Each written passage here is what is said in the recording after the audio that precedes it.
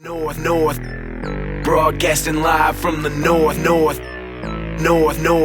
from the 715, from the north. Hey guys, what's up? I wanted to make a quote-unquote quick video today. I'm really good at keeping things short and sweet. So basically what I wanted to show you, it's a bit of a product review slash demo on the Hairball Audio Lola. I've had the pre-built for like probably 6 months now. I use it pretty much exclusively on vocals. I was looking into, creative ways to use gear I already have, and I came across something where people would essentially get these reamping boxes, passive reamping boxes. So if you can come out of your DAW, so let's say it's a stereo out or something, left, right of drums or guitars, or even, a full mix, essentially, send your two bus out, get it through the passive reamping box, which essentially just attenuates it, and then, you use your preamps to just reamp it and, basically get some volume out of them, makeup gain, if you will, and give them a little character of the, transformers or tubes or, depending on what pre you have, what the innards look like. So yeah, the other day I was doing a mix and it came across kind of a thin snare. The beat had kind of a lo-fi feel, so, if it's like, I don't know, a trap beat, more often than not, I could layer another kick or snare and, either by using a trigger or getting it on grid and copy and pasting, layer a sample in and call it a day. But this was kind of like lo-fi, ambient beat. So I didn't want to change the feel by putting like a real aggressive clap or snare or whatever. Even, layering them in at low volumes was just kind of, I don't know. I felt like it was changing it too much, kind of losing the feel. So since I don't have a pair of preamps, I figured maybe I could just run, the snare through it. And I mean, the song I was working on, I don't own the rights to. The song's not released, so I can't show you that. So the contrast in the song that I happen to have pulled up may not be as night and day. But, I mean, you can still use this. I mean, you could do it for vocals, and I'm going to, show you how to do it with kind of driving the signal as an effect, too. So here was my test track. We'll pretend that wasn't there. So here's what we got going on. First and foremost, I guess let's listen to the drums we're going to be working on.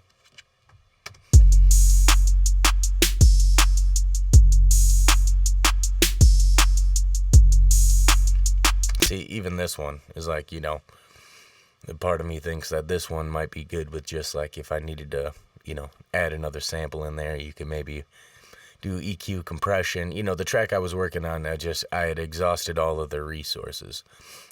So I'm just going to show you how to do it today. We'll listen to them back, and yeah, you guys can take it for what it's worth and use it how you want. I just thought it was cool that on the Lola, you don't need this reamping box. It's got the button that's illuminated. The third button down is the line button that does that for you. So if you had two Lolas, you could send your mix through. So here's what we got going on. This is how it's routed in Pro Tools. If you have another DAW, I apologize. You'll have to do a little research to, see how to do it similarly. But basically, we got clap and snare, and then I made two new tracks, the Lola clap, Lola snare. The new tracks are mono. The originals are stereo. So before you roast me in the comments, here's what I got going on. I used to be able to send out line 3 or line 4 when I went into output. So instead of like 1 and 2 are my speakers. I have 4 outputs. So 1 and 2 is left or right for my speakers, my monitors. 3 and 4 is so I can have, a hardware loop going in and out. So I come out 3, 4, and then I record them in input 1 and 2, going into a preamp as if the same way I'm recording the vocals right now, as if I was recording the snare drum in the room or something, so we got line 3 and 4 out. So I'm sending it just like you would to a reverb or a delay. Right now they're bypassed, I wanted to go through the whole spiel. So these two tracks, I have input 1 because I'm going to record them through the same pre, but just at different times. So what we're going to do now is solo just the clap. All right, that's what we're working with. So now we want to send that, which I have the send up. Okay, we're going to unmute it so it's unbypassed. So now it's going to be sending the signal. Now, this is how it comes normally. If I mute the send, no signal is going to come through anymore. There's no signal. Okay, so I'm going to press stop, hit pre-fader, hit play again. So now I'm still getting signal even though the track is muted. The send that's going to the outboard gear is pre-fader. So that means if I, do this and have the pre-button, pre-fader means, you're tapping into the signal before any of this. So this is important because we're going to want to hear what the new clap and new snare sound like. We want to be able to mute this and only monitor the new one. So in the Apollo, it'll be coming in on channel 1. Again, if I have this muted, nothing's going to be coming in. Okay, so now it's unbypassed.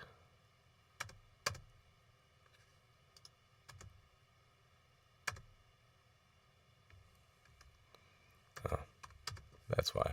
End of the song. Sorry, folks. All right.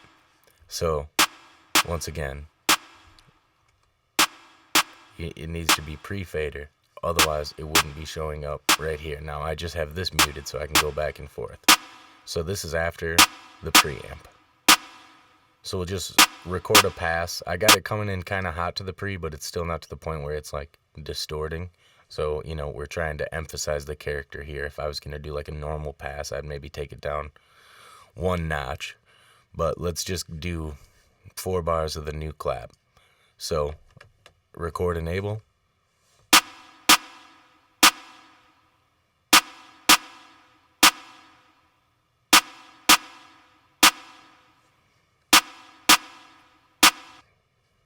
Nope, I kind of cut that last one off. The good thing is, I think it's just one pattern through here, and for our purposes, that's all we need. So now, I'm going to solo the snare, bypass the line 3/4 on the clap, unbypass it on the snare. So now we're sending the snare, not the clap. Then I'm going to put the snare in record. We're going to switch back over. So now we're going to record the snare through the Lola.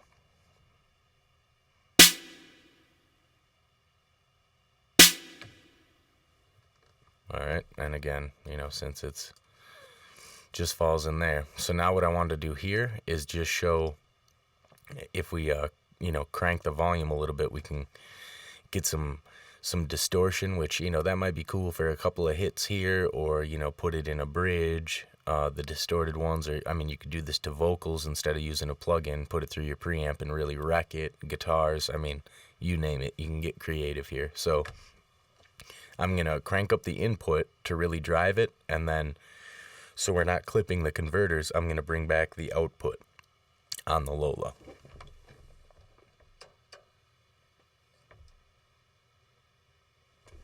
Alright, so that was a rough guesstimation, but whatever it is, we're just going to roll with it unless it's extreme clipping.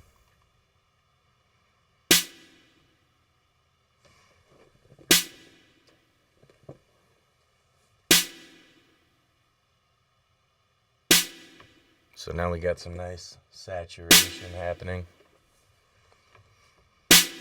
once we get a couple of good strikes. So now, basically, we'll bring that one back here.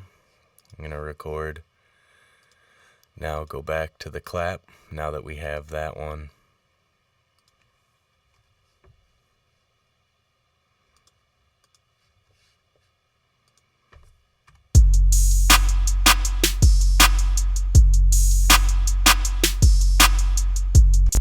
Alright.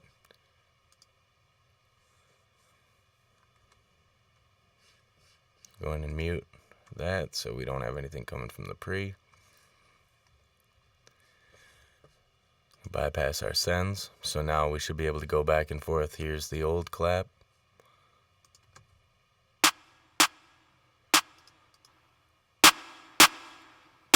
Obviously, those aren't volume matched, you know, and you want to listen to it in the mix and all that. This is just, you know, kind of a rough guesstimate here. But, yeah, here we go. I'll just start.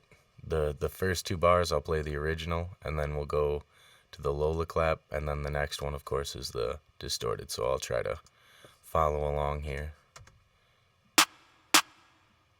Original. Alright, Lola.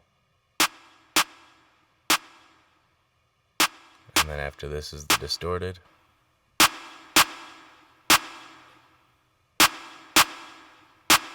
Alright, now we'll do the same with the snares.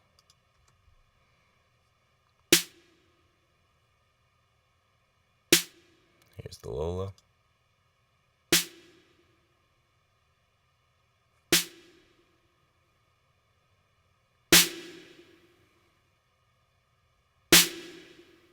So, I mean, full disclosure here, these samples already had a fair amount of reverb on them. So, you know, the preamp's bringing a lot of that out. So, you know, if that becomes a problem in the mix, you know, it's obviously better to do this with dry samples.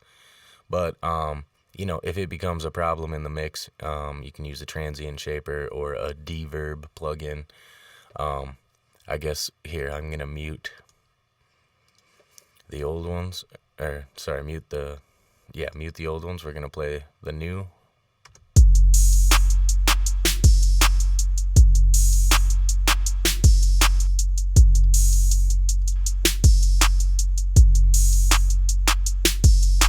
So, you know, some of that life that we're hearing is the reverb, but, you know, the Lola genuinely does bring out some character in them. So, you know, going through and making passes and, you know, reamping some of the drums if they're not thick enough, you know, or vocals, or, you know, really pushing some vocals through it, or, you know, distressing a kick or a snare, a clap, can be kind of cool. And it's a, you know, creative way to maybe use gear you already have. You wouldn't think as a preamp is something you could use in mixing, but, you know, it certainly is. And with the Lola right out of the box, you hit the line button and you're good to go. You know, no separate hardware needed, batteries included. But anyways, I mean, I thought it was super cool. I wanted to, you know, share it with you guys. Like I said, I've seen guys do it with a stereo pair of preamps, doing it on drums or a full mix. But, yeah, I had a problem with the snare and just used it on a single mono channel, and I was pretty happy with it. So, you know, again, you listen to them in the mix, you know, if you need to blend them, or, like I said, use the distorted one in like a bridge or a breakdown. But I just wanted to keep it short and sweet today. Be on the lookout for more reviews, and yeah, like, comment, subscribe, let me know what you want to see. Thanks.